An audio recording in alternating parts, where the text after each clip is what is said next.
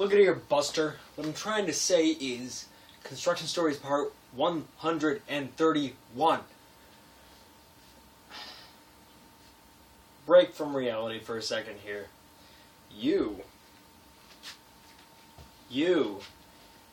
I know the few of you who've been watching these since they started, and I don't know whether to hug you or to call the police and let them know that you're mentally unstable, because these are just so dumb, and it's so nice to, I don't know, it's like someone's listening, you know? You know what I'm saying? Somebody's listening to me.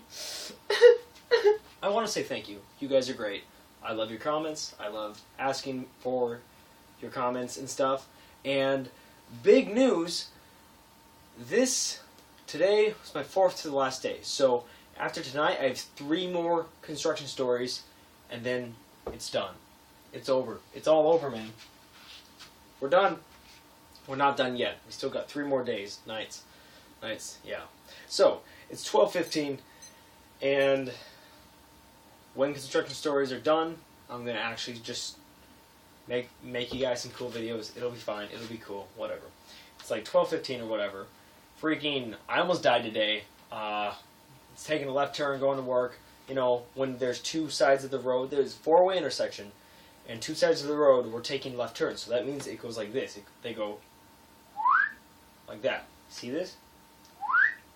So I was like, but this dude was like,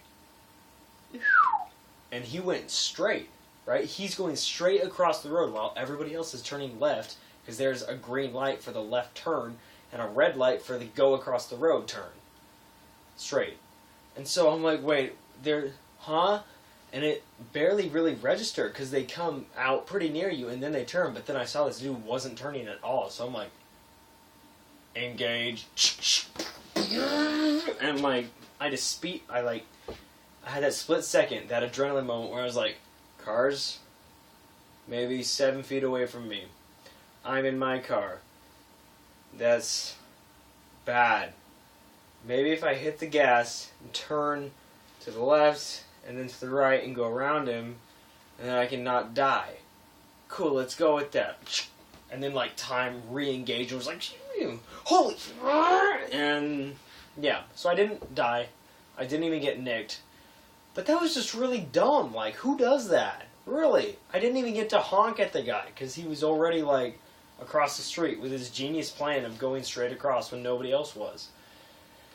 Really bothered me. And it was also really unsettling, because while I'm not sure if I would have died or not, if he had hit me, that would have put a huge kink in my plans for the next 4 years. Because, like, I'm about to finish work, I'm about to go up to DigiPen, I'm about to, like, you know, switch from work to school, and to have my car wrecked would just totally suck, and then I'd have to pay for repairs, and have to pay insurance or whatever, and I'm really happy that I dodged that bullet. And that also kind of makes me happy that I'm not going to be having my car while at DigiPen. So, there's that. But at work, I had to just freaking pressure wash these walls. So it's basically this huge wall, and it just has this little corner on it that's maybe that wide, but it's got rebar sticking out of it. And you have to wash all this foam off of the rebar where it's connected to the concrete. So I'm up there in a lift like, and it's all sunny, and I'm hot, and like, as I spray it up, it all just comes right back down, like runs down my arm, down my shirt, and like, it was just nasty, but it was okay. It was cool. So I did that for like, 5 hours. And then went out, did some other stuff, did some vacuuming, and then we were setting up water cure, and my coworker, if you remember, you person who I called out moments ago, if you remember, one night I did drop something down a wall pour. And so, for those of you who don't know, for the uninitiated, these walls are 30 feet high, okay? Like 3 stories, 30 feet high. And it's just this wide of a gap with a bunch of rebar inside of it, and you're not supposed to drop anything down there. Because if you do, you make the pontoon weak, and then that lessens its lifespan and produces a lame product.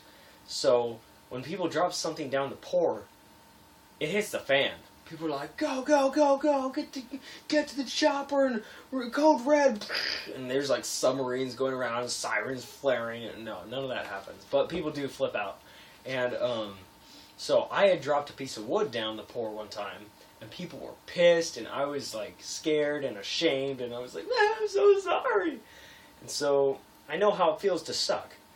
And my coworker straight up dropped a piece of PEX pipe like this long right down the pour. And she's like, Nolan, what? I dropped something. I'm gonna keep working. You take care of that. Because last time when I dropped it, she made so much fun of me. She kept calling me Butterfingers, and like every time I was near a wall, she'd be like, Nolan, don't drop something down that wall. And I'd be like, screw you. And yeah. So after she dropped it, I made fun of her a little bit, but not as much as she made fun of me. So that was me being mature and only making fun of her as much as I felt like. That's kind of backwards. You don't want to, yeah. And it was so bad and funny, and we almost stayed late to get it out, but then we just didn't, just because. And yeah, that's pretty much what had to happen. Then I come home, and I'm gonna go to sleep. I'm gonna draw. Then I'm gonna go to sleep. Okay. You have a great night. You have a great day. Whoever's watching this during the middle of the day, have a great lunch. I'm going to go draw some stuff or something, and you guys are great. If you could drop anything in the world off of a 3-story building, what would it be?